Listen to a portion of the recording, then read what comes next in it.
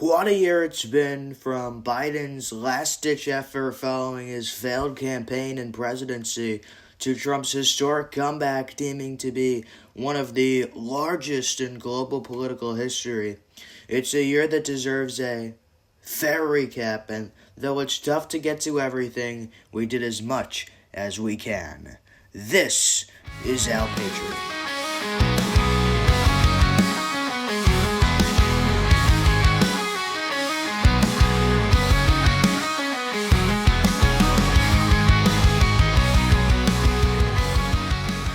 Patriots, let's start at the top with January. We're going to go through every month, and this is where it all began. Not much happened, but it did get started in January. Let's talk about the Iowa caucus, a small state, but one that punches well above its weight when it comes to shaping the direction of our great nation. Every 4 years, Iowa becomes the epicenter of American politics, where they get started. And it's the first real battleground where presidents hopefully face the judgment of the voters. And this year it was no different. On January 15th, the political world turns its eyes to Iowa as Republicans and Democrats came together to make their voices heard. The caucuses are more than just a vote. They are a show of grassroots democracy in action. Iowans gather in schools, churches, and community centers, hashing out their differences and making their cases. It's a process that's loud, passionate, and uniquely American. For Republicans, this year's Iowa caucus was about one thing: momentum. President-elect Donald J. Trump's campaign rolled in with a massive lead in the polls, showcasing the unwavering loyalty of the MAGA movement. But this wasn't just about Trump. It was a chance for other Republican hopefuls to test their messages, energize their base, and set the tone for the rest of the primary season. We had wackos like Mike Pence, the deranged Mike Pence. We had Nikki Haley, and we had so many others try to attempt to win. But it was so sad that it didn't work because they were such bad candidates that it didn't work even on the Republican side. But on the Democratic side, the caucuses were nothing short of a disaster. Kamala Harris, already facing skepticism about her ability to lead, struggled to rally support for her and Joe Biden. The turnout was lower than expected, reflecting a party divided and demoralized. The whispers about Biden's decision to maybe bow out of the race because he's so sad started to grow louder, and it set a stage for a turbulent primary season, which extended longer than they wanted to due to, obviously, Biden dipping out in the later month of the year. But let's not forget what the Iowa caucus truly represents. It's the first glimpse of the national mood, the opening act in the greatest political moment on earth. And it's where candidates find out if their message resonates, if their ground game works, and if they have what it takes to go the distance and win the election. And while the left continued to downplay Iowa's significance, complaining it's too wide or too rural, well, the Republicans know better. Iowa embodies the heartland values that built this country: hard work, community, and faith. And it's not just a stepping stone to the presidency, it's a reminder of who we are as a nation, right? And as we look back on January 15th, one thing is clear: the Iowa caucus has once again set the stage for a critical election year. It does every time, and it did it again in 2024. It's the spark that ignites the fire of democracy, and this year it's a fire that burned brighter than we have ever as we march towards reclaiming America's greatness. And as we moved into February, the Democrats were already showing signs of unraveling. The party that once claimed to be the voice of the people was tripping over its own message, and February was the month that became glaringly obvious, with Biden officially campaigning for the race again to try to keep his spot with Kamala Harris struggling to consolidate her support. The Democratic primary turned into a free-for-all. Far-left candidates like AOC and Pete Buttigieg were battling it out with more centrist figures like Gavin Newsom, the deranged Gavin Newsom of California, creating a chaotic mess with no clear direction, and it was infighting at its finest, just what you'd expect from a party that's lost touch with everyday Americans. Polling numbers were abysmal. enthusiasm was low and the cracks in their coalition grew wider, minority voters, once a reliable base for Democrats, were shifting towards the GOP. Inspired by Trump's America First message, right? The freedom message, right? The America First message. Meanwhile, young voters were becoming disillusioned with the party's inability to deliver on its radical promises. While the Republicans were rallying behind a unified message of strength and renewal, the Democrats were stuck in a circular firing squad, if you want to call it. Each candidate trying to outwoke the other. They were trying to outwoke the other. And let's be honest, the American people, even the lamestream, woke-stream media, are tired of it. They're tired of the empty promises, they're tired of the identity politics, and they're tired of the diverse rhetoric. February was just the beginning of a long, painful slog for the Democrats, a month that foreshadowed the disaster their campaign would become. For some reason, they still went with Biden as their candidate, which is something they'll heavily regret later. This is an epic downfall for the Democrats, and let me tell you, Patriots, it was a beautiful thing to watch, and that's something we're going to get back to as we keep going through the months. It was such a great downfall. It was such a sad downfall.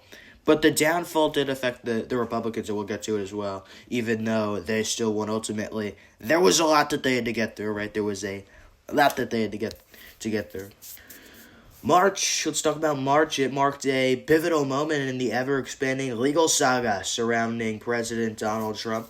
By this point, Trump was juggling multiple cases, each one aimed at his undermining his credibility and halting his momentum as he campaigned to retake the White House. Let's start with the election interference in Georgia. This is one of the most prominent developments involving the ongoing case in Georgia, so prosecutors doubled down on claims that Trump had engaged in a conspiracy as part of his efforts to overturn the 2020 election. Was it a conspiracy or was it true? Fani Willis, the disgraced Fulton County District Attorney, continued her aggressive pursuit on Trump, citing alleged phone calls and meetings intended to influence election officials. The trial preparations intensified, with Trump's legal team filing motions to dismiss charges they labeled as politically motivated and unconstitutional. And talk about Fani Willis now. She is so disgraced, she's been kicked out. She's no longer allowed to bully Trump, right? She's been kicked out. This case alone had major implications, not just for the Trump campaign, but for the broader perception of the justice system in the U.S., as critics of the case pointed out glaring inconsistencies in the application of RICO statutes, which many saw as a stretch to fit the narrative. And then we have more cases. We have the January 6th federal cases. These were such a disgrace, so sad. It was on the federal level when Special Counsel Jack Smith continued to zero in on Trump's alleged role in the events of January 6, 2021. The march saw significant hearings and all sorts of motions, with prosecutors seeking to link Trump's rhetoric directly to the actions of these involved in the Capitol riots, which obviously there was basically no connection.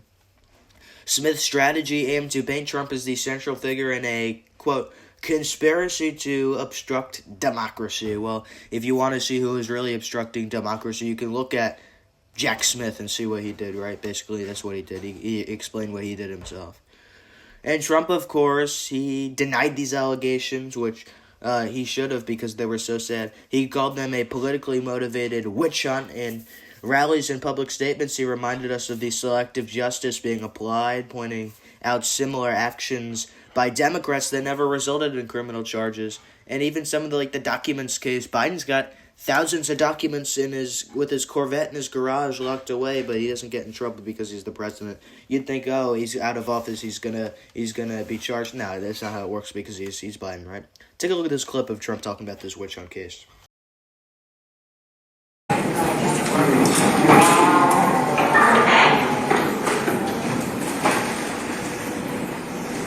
President Trump, did you encourage Representative Gates to move against the Speaker? No, I did not. This trial is a total witch hunt, and I should be entitled to a jury like everybody else is entitled to a jury. I have no rights to have a jury. It's ridiculous. Thank you very much. If we move on to more things that continued in March, like the public reaction and media frenzy to all this drama. Look, as the legal drama unfolded, the media frenzy reached a fever pitch. Every filing, every hearing, and every motion was dissected and debated by pundits. Trump supporters saw these cases as clear evidence of the weaponized justice system, which is so true, while critics argued that no one should be above the law, like Biden said before pardoning his son, which was above the law. Notably, these cases didn't appear to harm Trump's standing among his bias. Instead, they galvanized his supporters who viewed these legal battles as proof of a corrupt establishment desperate to prevent his return to power, which they 100% were. And in fact, all the indictments, when they indicted him, he did nothing wrong and they indicted him and his poll numbers went up, so it actually helped him win. But they pushed forward despite the legal chaos and election interference attempt by the radical left. Trump showed no signs of slowing down. March was also a month of major campaign rallies where he addressed the legal challenges head-on, using them as a rallying cry. He framed himself as the ultimate outsider, fighting not just for his own innocence, but for the survival of democracy and freedom itself. This dual strategy, fighting in the courtroom while campaigning on the road, highlighted Trump's resilience and ability to turn adversity into an advantage, right? Adversity into an advantage. That's fun to say, right? Adversity into an advantage. It was so great, right? April, as many know, actually many don't because nobody celebrates this. It was Earth Day, believe it or not. It's an annual tradition where the left goes into overdrive pushing their radical climate agenda. Now, don't get me wrong, protecting the environment is probably important, but, we all want clean air, we all want clean water, which we're never going to get, and we all want a planet that can pass down to future generations, but let's not pretend that the Democrats' obsession with climate change is really about saving the Earth, because it's not.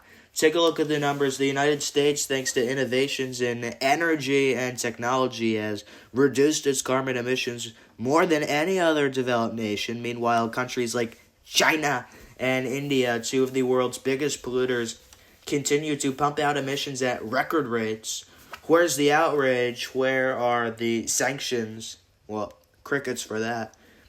Instead, the left demands that hardworking Americans pay the price for their own global pollution, which is probably not even real. Take a look at this quick video. It might change your mind about our carbon intake and what they say about it. Take a look. Repeat. Thank you, Mr. Chairman. Panelists, let me just go right down the line real fast. What % of our atmosphere is CO2? Take your best guess. You don't have to be accurate. All down the line. Repeat that question. What % of our atmosphere is CO2, carbon dioxide? Wild guess. It's okay. I'll bite 5%. 5? I'll just follow you then. We'll go 7. That's my favorite number. I'll see their 5 and suggest that we know that transportation causes 49% of CO2, so that's why we're all working on energy transition. All right. So what number do you think it is? 5. 5? How about you? I didn't hear you, Mr. Dreyer. 7. 7. Did you have one, Mr. Boyd? So we got a 5, 7, This Price is Right. 8. I'm gonna get the high end. All right. Well, I appreciate that, and I don't mean to put you on ice. I ask a lot of people that because all we hear is climate change, CO2, CO2. I heard a couple of you on the panel saying you're looking to change your vehicles to electric, even though we don't have the electric grid. And me as a farmer, I wouldn't be real happy about running out and replacing $300,000, $500,000, $1 million pieces of equipment because someone wants it to be electric. The answer is 0.04%. Not 1%, not a half of a percent. It's 0.04%, and it's gone up from 0.03 over the last couple decades. And what's their solution? Well, banning gas stoves, limiting water usages in our own homes, subsidizing inefficient green energy programs that line the pockets of their donors but fail to deliver results, electric cars for everyone, but no answers about how we'll get the power to grid charge all of them. Look, it's all smoke and mirrors, an expensive illusion designed to dictate your choices, and they do this with the climate, right? Earth Day should be a celebration of our advancements, our innovation, and the free market solutions that have actually made a difference. Instead, it's becoming a platform of fear-mongering and guilt-tripping. Democrats want you to believe that driving your car or turning on your air conditioning is somehow destroying the planet. They want you to feel bad for living your life while they jet around in private planes and live in mansions with carbon footprints the size of small countries. Let's also remember how this so-called climate crisis is being used to justify massive overreach.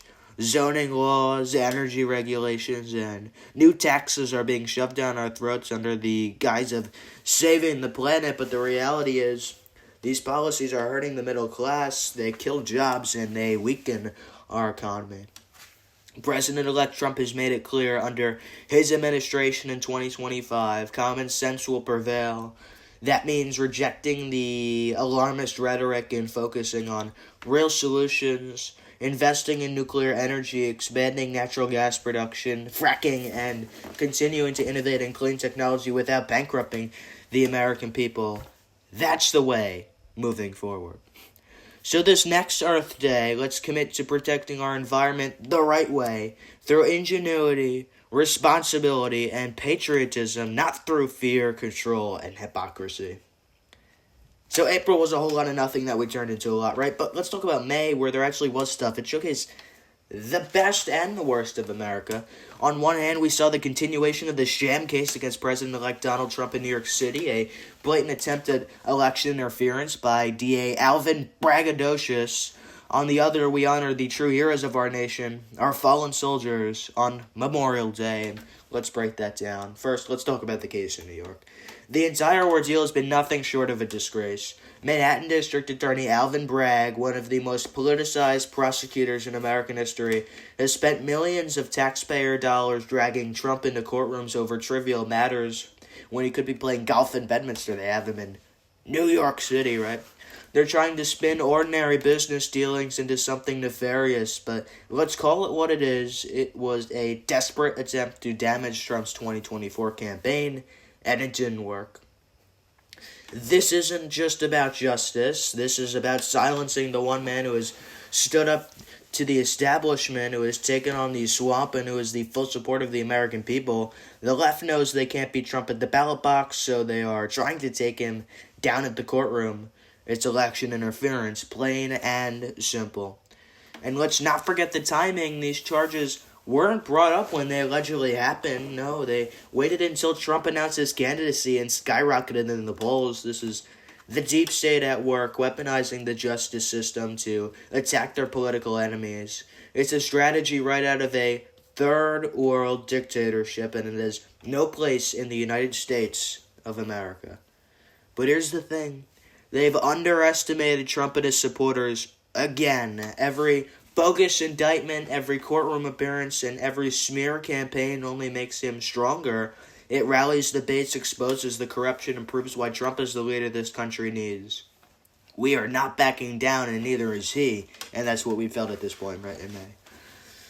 Now let's turn to something that truly matters, and that's honoring our veterans on Memorial Day. While the left spends its time trying to destroy the legacy of a great leader, real Americans take this time to reflect on the sacrifices made by the men and women who fought for our freedoms. Memorial Day isn't just another holiday, it's a solemn reminder of the cost of liberty.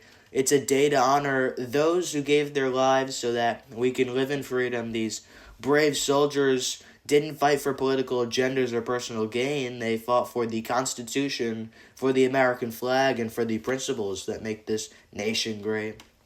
Across the country, families visited cemeteries. They placed flags on graves and attended ceremonies to honor the fallen.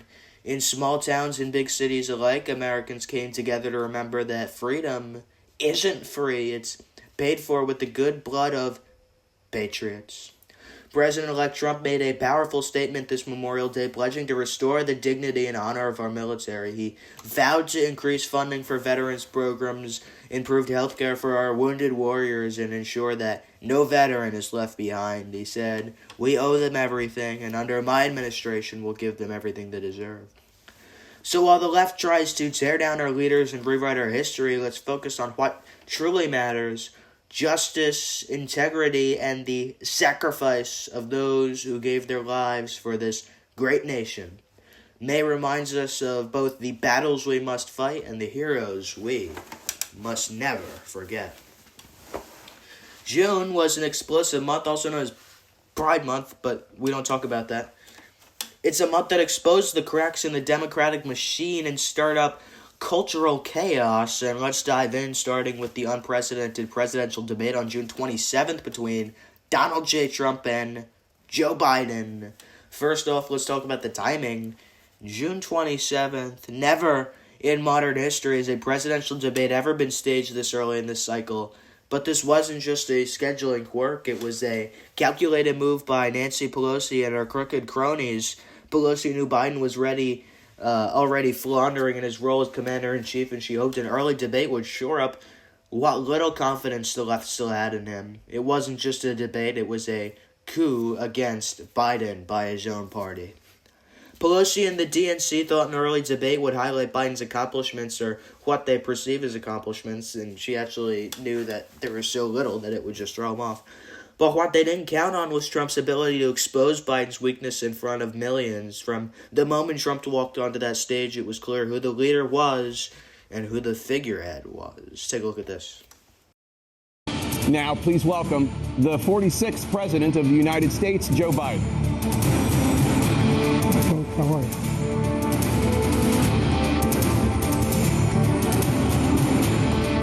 Great to be here. Thank you. The debate itself was a train wreck for Biden. One of the worst moments came when he was asked about inflation. Biden stumbled through an incoherent response about transitionary pressures and green energy investments, only for Trump to hit back at Joe with things like, Joe, the only transitory about your presidency is your approval rating. It's tanking faster than you could finish a sentence, right? And that reminds me, Biden had so many gaffes, it's hard to explain all of them. Let's put a video in. Take a look at this compilation of Biden just ultimately failing in the debate. Make sure that all those things we need to do, child care, elder care, making sure that we continue to strengthen our healthcare system, making sure that we're able to make every single solitary person eligible for what I've been able to do with the with the COVID, with dealing with everything we have to do with, look, if we finally beat Medicare. Thank you, President Biden. President Trump? Another disastrous moment for Biden came during the foreign policy segment when asked about all of the foreign wars and the things that happened during his thing. He said, oh, we have things under control. Joe, you don't have things under control because there's 2 wars going on and there's more coming, right? And the aftermath was brutal for Biden. Polls taken immediately after the debate showed a dramatic swing in Trump's favor. Even left-leaning outlets like CNN struggled to spin the performance, and they're failing badly, CNN. Going into a panic right after. Meanwhile, whispers of Pelosi's backroom maneuver only added to the chaos. Was this debate really about Biden's re-election, or was it an attempt to oust him from the ticket? Either way, it backfired spectacularly. And just one thing to rub in the face of Democrats who supported Biden, Joe couldn't even walk off the stage after the debate. That's rough. Take a look at this. Trump walking off the stage. The first debate of the 2024 campaign and the earliest presidential debate ever, now in the books and in front of the voters. Tonight, along with Aaron Burnett, the first word on what those voters might make of it from our political professionals, from our CNN Flash Poll and Swing State Focus Group. We'll be talking to surrogates, including Vice President Harris, getting fact checks from our Daniel Dale and new reporting from inside. Now let's pivot to the other big stories in June. The Diddy drama, right? We call it Diddy drama, right? The legal battles surrounding Diddy reached a boiling point, dominating headlines, which covered up the 23andMe scandal, but that's okay. Allegations of fraud, tax evasion, and of course his misconduct had been simmering for years, but June saw a flood of lawsuits and exposés that painted a pretty bad picture for one of hip-hop's biggest names. To be honest, I never heard one of his songs, but whatever. The allegations range from all sorts of things, and it wasn't just about his personal actions. It was about the culture of corruption that seem to thrive under his leadership. Trump claims he'll release the Diddy documents, which now will be added to the list of things like Epstein, JFK, and RFK documents that will be released over the next 4 years.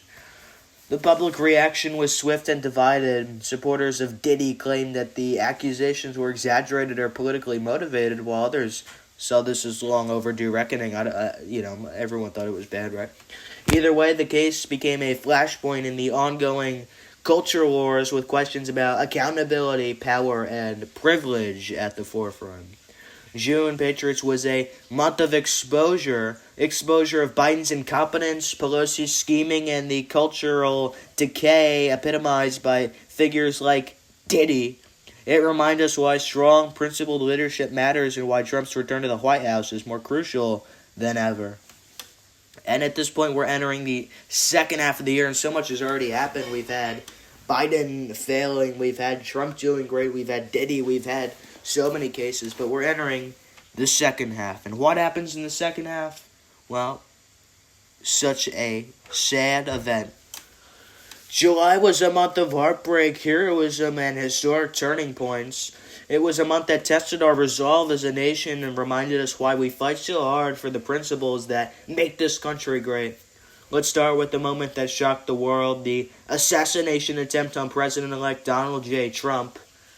The nation held its breath on July 14th when an assassination attempted to take the life of Donald Trump, but in a moment of extraordinary bravery, one man was sadly murdered in the effort. That man was Corey Comparator, an American hero and a former firefighter.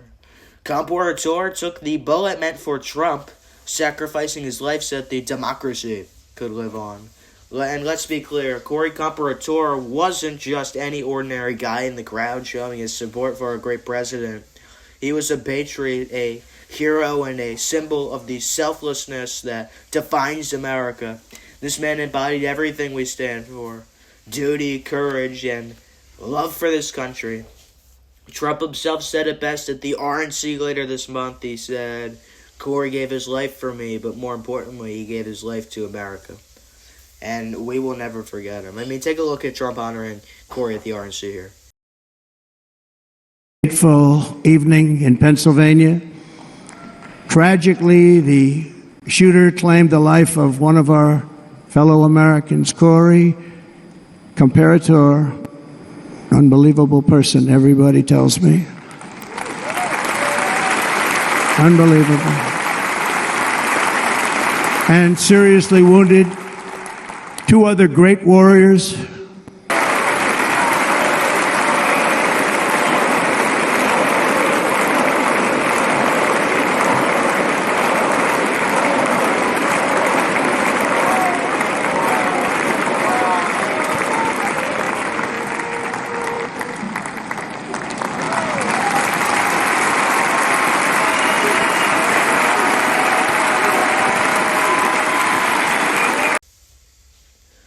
And the shooter, Thomas Crooks, he remains a mystery despite the intense investigation. We know almost nothing about his motives, his background, or how he managed to get so close to the president-elect, even though we already know so much about Luigi Mangione, right?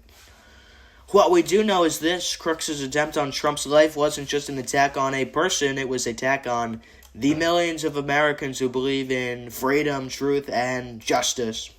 And yet, in the face of this adversity, Trump emerged stronger than ever. The assassination attempt didn't weaken his resolve, it galvanized it, right? Polls taken immediately after the incident showed a massive surge in support for Trump, with many Americans seeing this as proof the establishment would go any lengths to silence him.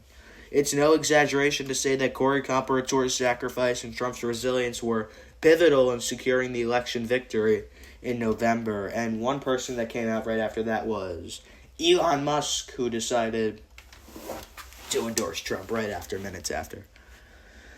And at the RNC, just weeks after the assassination attempt, the Republican National Convention kicked off, and let me tell you, it was a spectacle for the ages. This wasn't just a political convention, it was a celebration of American greatness.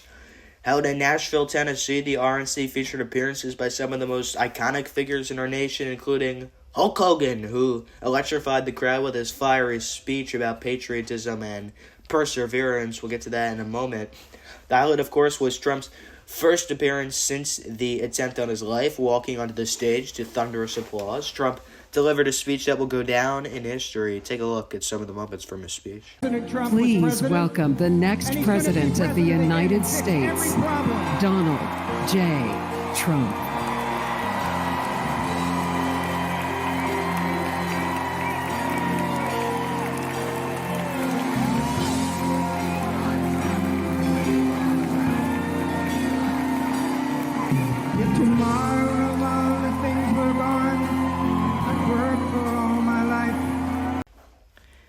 And of course, the RNC featured epic moments like Lee Greenwood performing God Bless the USA Live, and like we said before, Hulk Hogan showing his support for Don. Take a look. When I look out and I see all the real Americans, I think about how Donald Trump, his family was compromised. When I look out there and I see Donald Trump, I think about how his business was compromised. But what happened last week when they took a shot at my hero and they tried to kill the next president of the United States? Enough was enough. And I said, let Trumpomania run wild, brother. Let Trumpomania rule again. Let Trumpomania make America great again. Another historic moment came when J.D. Vance was officially announced as Trump's running mate. Vance, a best-selling author and U.S. Senator from Ohio, has been a steadfast supporter for Trump and a champion for the working class. His selection as vice president met with widespread approval, and for good reason. Vance is intelligent, articulate, and deeply committed to the American First agenda. Together, Trump and Vance represent the future of this nation. Their partnership is a perfect blend of experience and innovation, strength and compassion. The RNC made it clear this ticket isn't just about winning the election, it's about saving America. And still, so much more happened in July. Joe Biden was part of what we witnessed as the political collapse of Joe Biden. On July 21st, Biden announced he was dropping out of the race, effectively ending his disastrous presidency, the end of a failing era. And now in December, there are reports that Biden regrets his decision, which makes no sense because he wouldn't have won a single state if he ended up as a candidate, and we'd likely have no country over the next 4 years if he won. And you couldn't even understand him in his dropout video either. Take a look here. But I love my country more. It's been the honor of my life to serve as your president. But in the defense of democracy, which is at stake, I think is more important than any title. I draw strength and I find joy in working for the American people. But this sacred task of perfecting our union is not about me. It's about you, your families, your futures. It's about we, the people. We can never forget that. Yeah, that's a tough video. But let's take a moment to reflect on just how bad these past 4 years have been. Under Biden, inflation skyrocketed, crime rates soared, and our borders became a joke. His handling of foreign policy was equally disastrous, from the botched Afghanistan withdrawal to his weak stance on China. And let's not forget the corruption scandals involving his son, Hunter, which only added to the perception that Biden was unfit to lead. The pressure on Biden to step down had been building for months, if not years. Even members of his own party were calling for him to go, citing his declining mental and inability to connect with the American people. The early debate in June was the final nail in the coffin. Biden's performance was so catastrophic that even the liberal media couldn't spin it. Pelosi's gamble to stage an early debate backfired spectacularly, or maybe as she would have hoped, and by July, the writing was on the wall. Biden's resignation speech was as uninspiring as his presidency. It wasn't even a speech, it was a talk to a camera in the Oval Office that he could see the jump cuts every few seconds. He blamed everyone but himself, refusing to take responsibility for the failures of his administration, but the American people weren't buying it. By the time he finished talking to his camera on the internet, the Democratic Party was in complete disarray, scrambling to find a replacement candidate. To make things worse, he endorses a Hail Mary candidate and Kamala Harris. She was just the worst and wasn't even close to winning, and it was a big disaster for the Democrats. The fallout of Biden's resignation was immediate. Kamala Harris, once seen as his heir apparent, faced her own wave of criticism and plummeting approval ratings. She did worse than Biden somehow. Meanwhile, Trump and Vance capitalized on the chaos, solidifying their position as the ticket to restoring America's greatness. And yes, it was a long month of July, but it will be remembered as the month that changed everything, from the heroism of Corey Comparator to the historic RNC and collapsing of Joe Biden. This was a month that defined the stakes of this election, and it was a month that showed us what's at risk and what's possible. Trump is more than a candidate. At this point, he's a movement, the MAGA movement, and as we march towards November at this point, we only had the confidence that we were on the right side of history. And it continued as August, because we saw just how poor the Democrats were doing. August 2024 marked a critical point in the election season, with the Democratic National Convention, the DNC, officially nominating Kamala Harris for president and Tim Walz as a running mate. But what should have been a rallying moment for the Democrats turned into a cringe-inducing spectacle that left even their staunchest supporters shaking their heads. The convention began with high hopes, or so the Democrats thought, held at the Fiserv Forum in Milwaukee, Wisconsin. The event was meant to showcase unity, progress, and a fresh vision for America. Instead, it became a showcase for what exactly was wrong with the Democratic Party. A lack of direction, poor leadership, and an over-reliance on woke talking points. Kamala Harris took the stage to accept her party's nomination, delivering a speech that was as awkward as it was forgettable. In fact, she said good evening about 8,000 times when she took the stage. Take a look at this clip. Let's listen to the Vice President, Kamala Harris.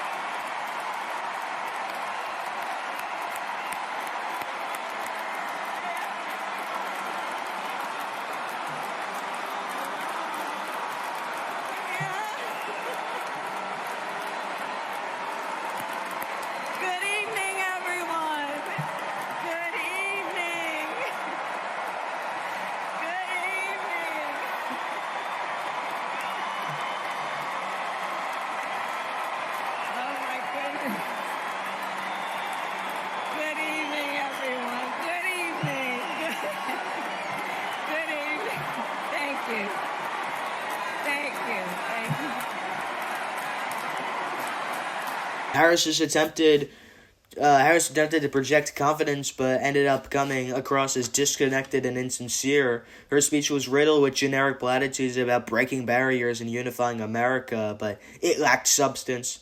She failed to address key issues about the economy, national security, or the ongoing immigration crisis. Instead, her focus was on identity politics and vague promises of a better future, which we knew weren't coming. The audience's response was tepid at best. Even with carefully staged applause breaks and a tightly controlled environment, the enthusiasm just wasn't there. Polls taken immediately after the convention showed little to no bump for the Harris-Walz ticket, a clear indication that the Democratic base isn't as energized as they would have liked at this moment in time. Then came the announcement of Harris's running mate, Minnesota Governor Tim Walz, one of the most liberal people in America. While Walz's experience, his selection was met with widespread criticism for being both uninspired, tone-deaf, and such a liberal. Walz is a figure who brings little excitement or innovation to the ticket. His tenure in Minnesota has been marred by his handling of major crises, including the unrest following George Floyd's death and the BLM riots, which literally he allowed the city of the state of Minnesota to burn down, which is such a sad thing. I don't even know how he's still the governor, right? Critics were quick to point out that Walz offers no geographical advantage, no fresh perspective, and no significant appeal to key voters. In fact, Josh Shapiro should have been the VP choice because, one, it would have helped them win Pennsylvania, and he's Jewish, so that might have helped. The DNC wasn't just uninspiring, it was downright cringeworthy. From awkward video montages to poorly executed attempts at humor, the event felt more like a late-night infomercial than a serious political convention. One particularly baffling moment came when a pre-recorded segment featuring celebrities attempted to rally support for the Democrats. Instead of energizing the audience, it came across as tone-deaf and out of touch with the concerns of everyday Americans. Even worse was the attempt to portray Harris and Walz as a dynamic duo. A promotional video showed the two awkwardly laughing and pretending to bond over their shared vision for America. The whole thing felt forced and insincere because it quite frankly was, and it further cemented the idea that this ticket lacks authenticity. Take a look at this video of the two announcing that they'd be running together.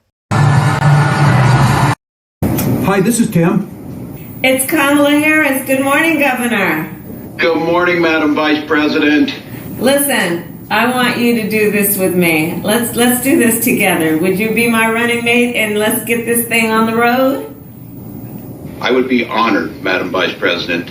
The joy that you're bringing back to the country, the enthusiasm that's out there, it'll be a privilege to take this with you. And it was nice of Walz to have his camera running too already. The DNC's lackluster performance had immediate consequences. Instead of galvanizing their base, the Democrats saw their polling numbers stagnate. Harris's approval ratings already dismal, showing no signs of improvement. Meanwhile, the Harris-Walz ticket failed to generate the kind of excitement needed to compete with Trump and Vance, who were riding high after a historic RNC. The contrast between the two conventions couldn't have been more stark. While the RNC was a celebration of strength, resilience, and patriotism, the DNC felt like a half-hearted attempt to stay relevant, and they didn't. And it was a missed opportunity for the Democrats and a clear sign that their party is in disarray. So we moved to September. We moved to the 3/4 part of the year. Brought two major political events that set the tone for the final stretch of the election season: the beginning of mail-in voting in several states, and the second presidential debate, which also marked Kamala Harris's first face-off against Donald Trump. As mail-in voting kicked off in key states, the Democratic Party doubled down on a strategy to energize its base through early voting. However, questions about election integrity and the efficiency of mail-in systems loomed large, with Republicans urging vigilance to ensure the process remained transparent and secure. For Trump supporters, the beginning of mail-in voting marked a call to action. Republicans focused on mobilizing voters to submit their ballots early, while also emphasizing the importance of monitoring the process to prevent any potential irregularities. Trump himself took to Truth Social, encouraging supporters to, quote, vote early, vote strong, and watch closely. Meanwhile, Harris and Walz relied heavily on mail-in voting as part of their strategy, especially in urban and suburban areas where they hoped to shore up support. Yet despite their efforts, polls showed a lack of enthusiasm compared to the energy surrounding the Trump campaign. The stark difference in momentum was about to become even more evident during the second presidential debate, and that debate was held in Philadelphia on September 10th. It was a highly anticipated event, and it was Harris's first appearance on the debate stage and Trump's second opportunity to directly address the American people. The results were nothing short of catastrophic for Harris, that is. From the moment Harris took the stage, it was clear that she was unprepared for the sheer force of Trump's presence. Her opening remarks were riddled with cliches and vague platitudes, while Trump immediately launched into a commanding critique of her record and policies.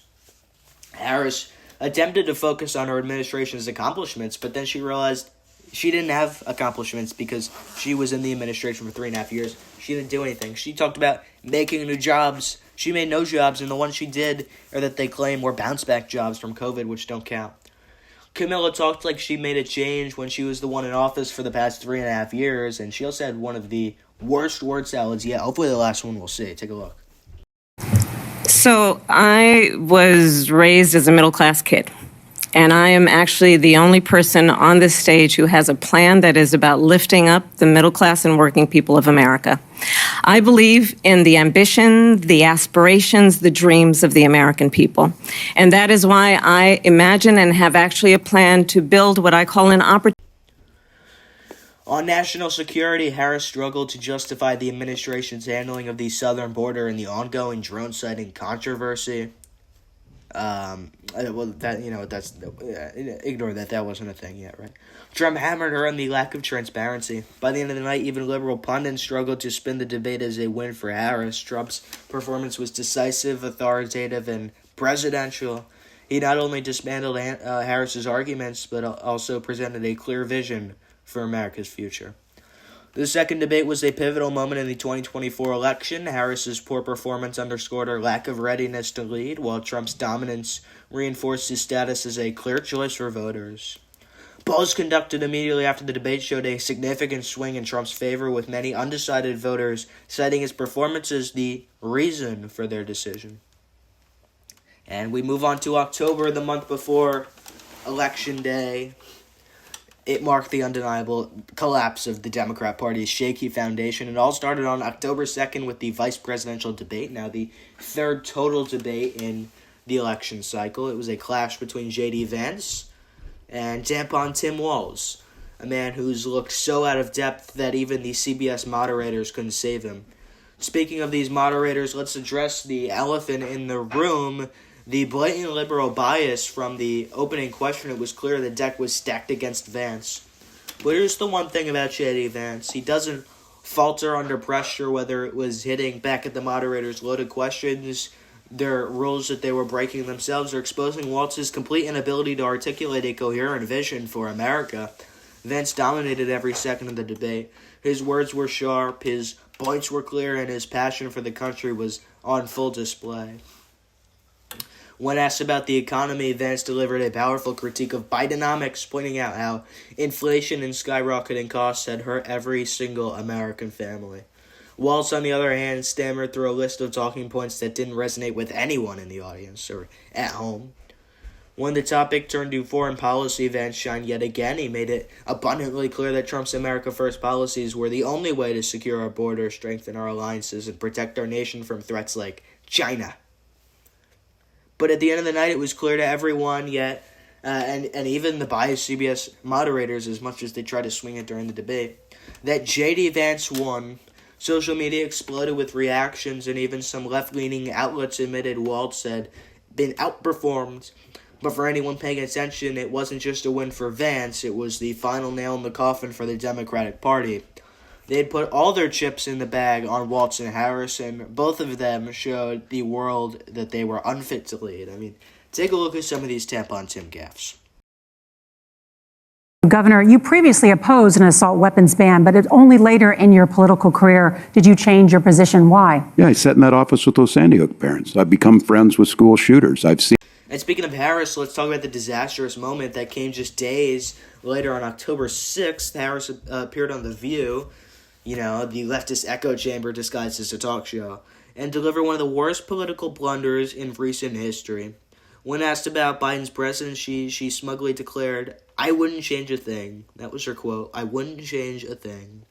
Think about that for a second. She wouldn't change a thing. Not the borders, not the inflation, not the foreign policy disaster, not the crime wave, and not the skyrocketing national debt. Nothing. Take a look. Well, if anything, would you have done something differently than President Biden during the past 4 years? There is not a thing that comes to mind in terms of, and I've been a part of most of the decisions that have had impact. Speaking of Harris, let's talk about that clip right there was tone deaf, it was arrogant, and it was exactly why the American people have rejected our far-left agenda. Social media lit it up like a Christmas tree with clips of her statement, and even Democrats were left shaking their heads in disbelief. I mean, Biden dropped out. The Democrats didn't want Biden because of his presidency was so bad, and Harris says she wouldn't change a thing. She wouldn't change a thing. And that was the moment, folks, the moment that Democrats' campaign officially crumbled. Between Harris doubling down on failure and Walz's deer-in-the-headlight performance during the VP debate, their writing was on the wall. October wasn't just a bad month for Democrats. It was the beginning of the end, if not pretty much the end of the end, let's be honest. Meanwhile, Trump and Vance were unstoppable. Their message of hope, strength, and putting America first resonated with millions of voters who were sick and tired of their failures of the Biden-Harris administration. Trump continued rallying, including his great big Madison Square Garden rally, which featured Tony Hinchcliffe, who made a great joke about Puerto Rico, right? Puerto Rico. November 2024 is next. It will forever be etched into the history books as the month America reclaimed its greatness. On November 5th, President Donald J. Trump achieved the greatest political comeback in American history, securing a landslide victory in the presidential election. It wasn't just a win, it was a mandate. The American people overwhelmingly rejected the failed policies of the Biden-Harris administration and embraced Trump's message of hope, strength, and putting America first. Let's relive some of the awesome moments for a second. Take a look. Thank you. The Fox News decision desk can now officially project that Donald Trump will become the 47th President of the United States. The former president's comeback will be complete with a win in Wisconsin, a state that he narrowly lost 4 years ago. He is now the second president in U.S. history to win non-consecutive terms. The first was Grover Cleveland in the late 1800s. Let's talk about the numbers because they tell a story that the fake news simply can't spin. Trump swept the Electoral College, flipping battleground states like Pennsylvania, Michigan, Wisconsin, Georgia, and Arizona. But it didn't stop there. Trump made inroads in traditionally blue states, coming within striking distances in places like New Mexico and Oregon. And the popular vote, Trump won by millions, proving that his message resonated not just with the Republicans, but with independents and even disillusioned Democrats. This wasn't just an election, it was a referendum on the last 4 years of chaos, incompetence, and failure. The American people said loud and clear, we want our country back, and they didn't just vote for Trump, they voted for J.D. Vance too, one of the sharpest and most articulate vice presidential candidates we've ever seen. But let's not forget the circumstances leading up to this victory, right? Trump faced unprecedented obstacles, bogus legal cases, 2 assassination attempts, convictions, and a media landscape that was completely stacked against him. Yet he persevered. He campaigned tirelessly, connecting with Americans in a way no other candidate could. His rallies were electric, drawing tens of thousands of patriots. In New Jersey, he had 107,000 patriots who believed in his vision for the country. And when it came time to vote, the people delivered. Even before the dust settled, Trump began assembling what can only be described as the dream ticket of cabinet picks. This is where Trump shines, folks, surrounding himself with the best and the brightest people who know how to get things done. Elon Musk was tapped to head the newly formed Department of Government Efficiency, DOGE, which has Elon's name all over it, a move that shocked the establishment but thrilled innovators across the country. He's teaming up with Vivek Ramaswamy. Musk's no-nonsense approach and visionary mindset makes him the perfect choice to cut through the bureaucracy and deliver results. Peter Navarro, a staunch American First economist, was brought back to lead the Department of Commerce. Ben Carson returns as the Secretary of Housing and Urban Development, a role he previously excelled in. And perhaps one of the most exciting picks of all, General Michael Flynn as Secretary of Defense. Flynn's unwavering patriotism and expertise in national security makes him the ideal candidate to rebuild our military, right? Other picks include Tulsi Gabbard, a Democrat turned independent for Secretary of Veterans Affairs, proving that Trump's administration is about results, not party lines. And let's not overlook Sarah Huckabee Sanders as White House. That's not right, is it? But Mike Huckabee is back, and also Newsmax guy Sebastian Gorka. Tom Omen, my favorite, the border czar who make sure things are right. Just listen and tell me you're not convinced. Is there a way to carry out mass deportation without separating families? Of course there is. Families can be deported together. And look, I've seen some of these Democratic governors say they're going to stand in the way. They're going to make it hard for us. Well, a suggestion: if you're not going to help us, get the hell out of the way. We're going to do it. So if we can't get assistance from New York City, and we may have to double the number of agents we send in New York City. I'm pretty convinced. These picks aren't just symbolic. They're strategic. Each one represents a commitment to excellence, accountability, and putting the American people first. With his team in place, the future looks brighter than ever. As if November couldn't get any better, the month ended with a monumental victory for justice.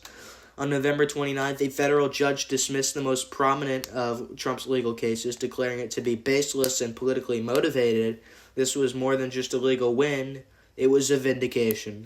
For years, the left tried to weaponize the legal system to take down Trump, and the dismissal proved that we've known all along it was all a sham. The case, which had been a centerpiece for the Democrats' smear campaign, fell apart under scrutiny. The judge's ruling was scathing, calling out the prosecution for its lack of evidence and clear political bias. It was a humiliating defeat for Trump's enemies and a reminder that truth and justice still matter in this country. The victory also sent a powerful message to the American people. Trump is not just a survivor, he's a fighter. He stood tall against relentless attacks and emerged stronger than ever. This dismissal wasn't just a win for Trump, it was a win for every patriot who believes in fairness, accountability, and the rule of law. And that was the transformative month of November. And as we wrap up the year, December has proven to be a fitting conclusion to a presidency defined by incompetence, corruption, and chaos. Joe Biden is finishing his term in the most predictable way possible, on vacation. That's right. Biden has spent a staggering 570 days of his presidency and counting on vacation, accounting for 40% of his entire term. And what has he done with that time? Certainly not leading. Certainly not solving problems facing this great nation. Instead, he's lounging while the country continues to spiral. Contrast that with Donald Trump, who, before he even stepped into office, is hard at working to make America great again. He's not even golfing. You know why? Because he's worried he's going to get shot because someone tried to shoot him on the golf course. At Mar-a-Lago, Trump has been meeting with world leaders, business CEOs, and his newly appointed cabinet to ensure that his administration hits the ground running. This is leadership. Planning, negotiating, and strategizing to get America back on track.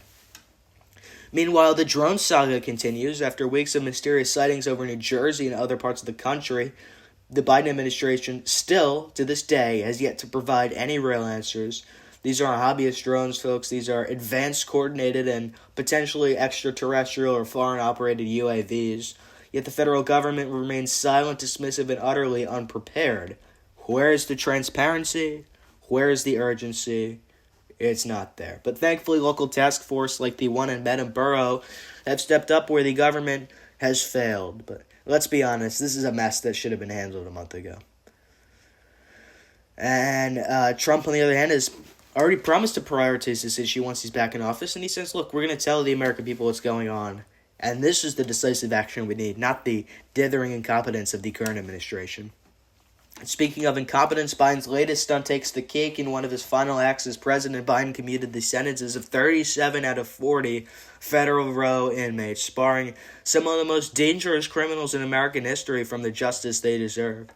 Let's be clear, these are murderers, rapists, and predators, and by commuting their sentences, Biden has undermined the rule of law and betrayed the victims and their families. This isn't compassion. This is chaos, and it's a deliberate attempt to hamstring Trump's administration before it even begins. And let's not forget about the government shutdown fiasco while Biden and his cronies tried to push through a bloated spending bill filled with pork, as Musk would say. It was President-elect Trump who worked tirelessly behind the scenes to ensure the bill was stripped of its worst excesses. Where was Biden the entire time? Well, on vacation. In fact, he still hasn't made a press conference since July. Trump, alongside Vice President-elect J.D. Vance, has already started negotiating with world leaders and CEOs to make sure his term begins smoothly. You see, with the SoftBank CEO, he turned $100 billion into $200 billion live on the air. And as December comes to a close, we can see stark contrast between Biden's failures and Trump's vision for the future. While Biden is phoning it in, Trump is gearing up for the flight ahead. He's not just preparing to undo the damage of the last 4 years, he's laying the foundation for a stronger, freer, and more prosperous America. And as we turn the corner into January, it's clear that we're standing on the brink of a monumental change. For 20 more days, we remain under the disastrous leadership of Joe Biden, an administration that has left our nation weaker, less secure, and deeply divided.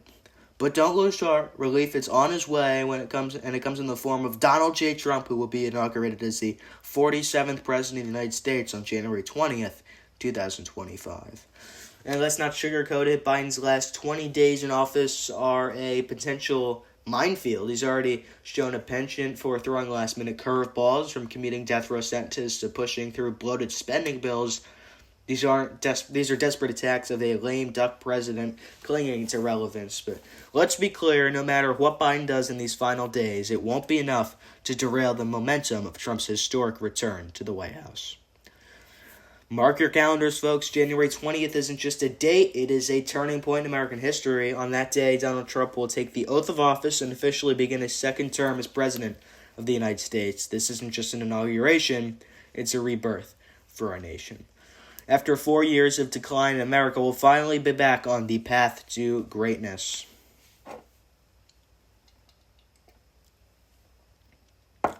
Trump isn't one to waste time. Work, not woke, will begin immediately. Even before taking office, he's been hard at work assembling a powerhouse cabinet, negotiating with world leaders, and laying groundwork for his administration's priorities. On day one, expect executive orders reversing Biden's most disastrous policies, from resecuring our border to restoring energy independence to putting an end to woke nonsense in our schools and military. He says 2 p.m. we'll have it done. And that is the year, and that is the future year. But we still have some things to talk about because it is New Year's Eve. It's that time again, folks. Time for the so-called mainstream media to embarrass itself on the national stage. New Year's Eve used to be a celebration of unity, optimism, and the excitement of a fresh start, but thanks to the woke legacy media, it's turned into a train wreck of bad programming, forced virtue signaling, and cringe-worthy moments. Let's start with the obvious. Nobody's watching. CNN, NBC, and their equally out-of-touch competitors have seen their ratings plummet year after year. Why? Because instead of delivering a show that celebrates America and our resilience, they spend the night pushing political agendas featuring washed-up celebrities and making everything about themselves. Remember when CNN used to let its anchors have a drink or two on air? Sure, it was silly, but at least it was authentic. Or was it? Take a look at this clip.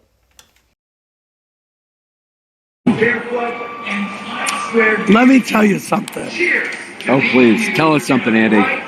Watching Mayor de Blasio Don't go on a rant. do his Don't go on a rant. victory lap dance after 4 years of the This is how you crappiest want to start the term new year. as the mayor of New York. The That's how only you wanna thing start the new that year? Democrats and Republicans can That's agree how- on I mean, this is is what how- a horrible mayor This he is how has he- been. Wow. So, sayonara, sucker. Yep, that's deranged Anderson Cooper trying to be hip. It didn't work. In fact, it was so bad he's since been laid off from CNN, a failing network.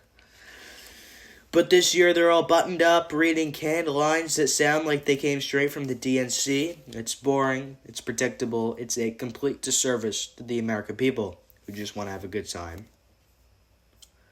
And that's New Year's Eve. But we had a good episode, but what is a full-length Al Patriot episode without a wacko alert? But what is a full-length Al Patriot episode without a wacko alert? Folks, we've seen the Democrats do some shady things over the years, but this one takes the cake. Reports are finally emerged showing just how much money the Democrats shelled out to Hollywood celebrities to peddle their failing woke agenda. And let me tell you, the numbers are staggering. We're talking millions, yes, millions of dollars funneled to A-list actors, washed-up musicians, and so-called influencers just to slap a blue check mark on Biden's disastrous presidency. So, essentially, reports are that Biden and Harris paid these people millions of dollars, one of the people $11 million to endorse these people, because some were paid $11 million for performances and there were no performances, so these people were paid to endorse them. Meanwhile, Trump doesn't need to pay anyone to support him. The enthusiasm for his campaign comes from real Americans, truck drivers, small business owners, parents, and veterans, the backbone of this nation. Trump rallies are packed not because of bribes, but because of belief. Compare that to Biden, who can't fill a high school gym without some celebrity pulling double duty as a cheerleader. Let's not forget the results of these endorsements. Did they work? Not at all. Despite all the money, the ads, and the hashtags, Trump won in a landslide. Why? Because Americans aren't buying what the Democrats are selling. We see through the glitz and glamour to the corruption beneath. But here's the real kicker. Some of these celebrities are now trying to backtrack. As Biden's legacy crumbles and Trump prepares to take office, they're scrambling to distance themselves from the sinking ship. Suddenly they're quiet about politics, focusing on their craft or mental health. Too little, too late, folks. As we head into 2025, let this be a lesson. The Democrats can throw all the money they want to celebrities, but they'll never buy the hearts and minds of real Americans. We see through their lies, their corruption, and their empty promises, and thanks to Trump, we're taking this country back. Patriots, what a journey this episode has been, from exposing the sham that is legacy media's New Year's Eve programming to looking ahead at the bright Trump-led future 2025. We've covered it all. This is Al Patriot, where the truth always comes first and the woke agenda always comes last. We started today with the grim realities of Biden's America, the lawlessness, the corruption, and the utter incompetence of an administration that couldn't care less about the American people. From commuting death row sentences to his historic 570 days of vacation, Biden has shown us exactly what happens when weak leadership is paired with radical leftist ideology. It's a disaster, but here's the good news. His time is almost up. January 20th is on the horizon, and with it comes a new dawn for America. President Donald J. Trump will take the oath of office ready to restore this country to its former glory. And as we've outlined today, the work begins immediately. Whether it's securing our borders, revitalizing our economy, or bringing accountability back to the government, Trump's vision is clear, bold, and exactly what America needs right now. Looking ahead, 2025 is filled with promise. Trump's cabinet picks are shaping up to be some of the best we've ever seen. From Elon Musk to J.D. Vance, we have leaders ready to tackle the challenges ahead with innovation, courage, and deep love for this country. These are people who understand that America's best days are still ahead of us, and they're ready to work tirelessly to make that a reality. And speaking of work, let's talk about the New Year's resolution we discussed earlier. These aren't just aspirations, they're commitments. Commitments to securing the border, restoring law and order, and rebuilding our military and reclaiming our cultural identity. These are the pillars of a great nation, and under Trump's leadership, they will be the foundation of our future. Patriots, as we close out this episode, let's remember why we fight. It's not just for us, it's for our children, our grandchildren, and the generations to come. It's for the veterans who sacrificed everything, the first responders who keep us safe, and the everyday Americans who make this country great. This new year is a new chapter in America's story. With your support, your voices, and your unwavering belief in the greatness of this nation, we'll write a story that generations will look back on with pride, a story of resilience, redemption, and triumph. So as we prepare to ring in 2025, let's do so with hope in our hearts and fire in our souls, because under Trump, the best is yet to come. Stay strong, folks. Stay informed, and as always, stay free. And to ring in the new year, I'm going to leave you with a great video that will let you relive Trump's great comeback for 2024. But before then, God bless you. God bless our troops, our first responders, our military veterans, both alive and still fighting for us. And God bless the United States of America. This is Al Patriot. Good night, and see you in the new year.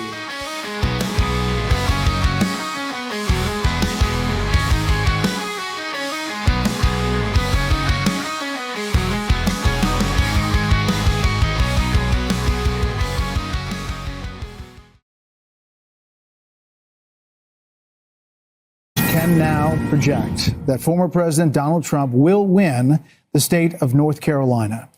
This has been a contested state. Vice President Harris went there many, many times.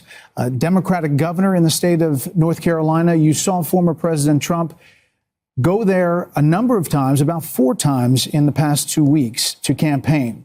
The campaign always felt that they were in good position in North Carolina. Now we can project that he will win the state of North Carolina and its 16 electoral votes. The Fox News decision desk can now also predict that Vice President Harris will win New Mexico. That was a tight race. It had tightened in recent days, but Vice President Harris will win New Mexico. So as we look at the race to 270, the electoral votes needed, it now stands at 232 for former President Trump and 198 for Vice President Harris. That makes North Carolina the state in the battlegrounds that Trump has won 3 times. It was the only battleground state that he locked down in 2020. So obviously a relief at the Trump campaign that he has kept that one in his column as well tonight as we continue to move on. Fox News can now project that the state of Georgia will go to former President Donald Trump. This was a really hard-fought battle. If you think about Georgia, loses it last time to President Biden by 11,779 votes. For some reason, that number sticks in my mind. And this is a big win. He went there, campaigned there, and so did Vice President Harris numerous times, thinking that Georgia could stay in the Democratic column. You know, he had a difficult relationship with Governor Brian Kemp. If you remember, 4 years ago, after losing Georgia, they tried to salvage 2 Senate races in Georgia. A month later, special elections. That didn't go well either. So this is a very big win for former President Trump to, have this redemption in Georgia tonight. So now we are at Electoral College vote at 248 for Trump and 216 for Harris. All right, we are back, and that is the jubilant scene. Everybody seems pretty happy at Trump headquarters, and what we're seeing is movement from the Mar-a-Lago Trump group, including former President Trump, who is in a very good position to be the next president this evening as well, is heading over to the Trump headquarters, where there are a few thousand people who have gathered for this evening. So we'll keep a close eye on that. Obviously, when he shows up there, we will take you there live. Well, those guys had 2 Make America Great hats on. I saw someone with a really large one. Yeah. As we look now at what we have, Pennsylvania. Is this a call, ladies and gentlemen? We are now projecting that Donald J. Trump will win the state of Pennsylvania. Former President Donald J. Trump will win the state of Pennsylvania, and thereby he is on his way to becoming the 47th president of the United States. With this, the path for Vice President Harris has narrowed, and there's really no path going forward. It's vanished. This is historic. Everything was about Pennsylvania. Everything from the beginning was about Pennsylvania. Now, former President Trump will win the state of Pennsylvania, and we can make that call, the 19 electoral votes. That puts him at 267, not officially over the 270, but the path that it takes to get to 270, he is well on his way to becoming the 47th president of the United States in what is going to be the biggest political phoenix from the ashes story that we have ever seen, ever. I mean, I'm going to say it's more than Grover Cleveland in 1892. Yeah, 1892. I don't think that Grover Cleveland was not the subject of a Russia investigation, 2 impeachments, 2 assassination attempts. Indictments. They have indictments, 91 indictments, convictions, and there is almost nothing that hasn't been thrown at this former president, and his tenacity in wanting to go back and run again, which he announced immediately after he lost in 2020. This is a huge historic moment in the United States of America as the former President Trump is closing in with just a few electoral votes away now from clinching 270 as Pennsylvania is called for Donald Trump. We're looking live, 1:21 a.m. in the morning at Trump headquarters. The cheers coming up. We're told the former president is there, as well as J.D. Vance, Senator J.D. Vance. They are getting ready to hear from former President Donald Trump. Again, at 267, not there yet, but looking at where that vote is in Wisconsin, where the vote is in Michigan, where the vote is in Nevada and in Arizona. There is no path, Brit Hume, for Vice President Harris, and just 30,000 feet. What this means. Well, I'm old enough to remember when Richard Nixon was declared dead in 1962. Remember the famous speech he said, "You don't have Nixon to kick around anymore." No one could imagine after that failed race for governor that he could have come back in 1968 and been elected president. That was a hell of a comeback. This, to my eye, was a man who was faced with many more slings and arrows than Nixon had been at that time, hated though he was by the Democrats. This surmounts that. This is an extraordinary comeback. The Fox News decision desk can now officially project that Donald Trump will become the 47th president of the United States. The former president's comeback will be complete with a win in Wisconsin, a state that he narrowly lost 4 years ago. He is now the second president in U.S. history to win non-consecutive terms. The first was Grover Cleveland in the late 1800s. Senator J.D. Vance will become the 50th vice president of the United States. Voters express deep frustration with the Biden administration, and former President Trump and the future President Trump overperformed in urban areas, particularly with men, proving that the strategy that they doubled and tripled down on over the course of the last few months absolutely succeeded and brought him back to the White House. 47th president of the United States. Former President Trump now defeats Vice President Kamala Harris, who entered this race just over 100 days ago. And for Democrats, they were projecting the possibility of running the table with battleground states. David Plouffe with the Democratic campaign of Harris campaign suggested that just yesterday. Now it is possible that Donald Trump runs the table with these states and builds on a big landslide electoral win. We don't know where the popular vote is going to finish out, but we do know that he will be going back to the White House, and with him, Brit Hume, will be a lot of changes because he will have been there once and will know what he wants to do. You know, he often accounts for the fact that he had so much turnover in his first term, in his term as president, by the fact that he really know Washington, and he was new to this realm that he had come to win the presidency in, and he promises us that now he knows whom he wants to hire. Now he knows the kind of people he wants to have around him. A lot of people are saying that means a lot of very experienced people around Washington will be ruled out, and maybe they will. But it's going to be very interesting to see the kind of people he reaches out to and reaches out for in the days and weeks ahead as he. And you can see the joy on all these people's faces. An unprecedented campaign concludes with Donald Trump once again becoming president-elect. And just moments ago, the Fox News decision desk can project that President-elect Trump will, in addition to everything that he's got so far, claim Michigan. It completes his sweep of the 3 blue wall battlegrounds, as he did back in 2016. Trump recapturing the White House after a strong performance in all the battleground states that could potentially see him win all 7 of them, though 2 remain uncalled at this point. President-elect Donald Trump now announced winning Nevada. The state's been called by Fox News, putting him at over 300 electoral votes. He flipped the state he lost in 2020 and 2016. So Trump is now edging closer to an absolute clean sweep of battleground states. He currently holds a 6-point lead in Arizona, which is the only state that has not been called. It's got to be coming soon. Yeah. Meanwhile, Nevada Democrat incumbent Jackie Rosen has been reelected, fending off a close challenge from combat veteran Sam Brown. Republicans are now in striking distance of a House majority with nearly 24 races still too close to call.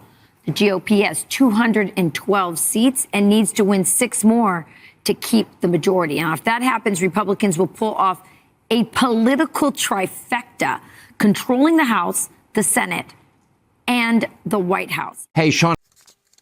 This episode of the Al Patriot Podcast is brought to you by ourselves. You can find our podcast available anywhere: Spotify, Apple Podcasts, iTunes, Amazon Music, and Amazon Podcasts, iHeartRadio, Podbean, and YouTube. Everywhere it's at Al Patriot or Al Patriot Show, at Al Patriot /Al Patriot. You can find our show anywhere. You can also find our theme song on Apple Music, Spotify, iTunes, everywhere you might find your music. It's even on Roblox, if you know how to figure that out. It is called Land of the Free, theme song from Patriot by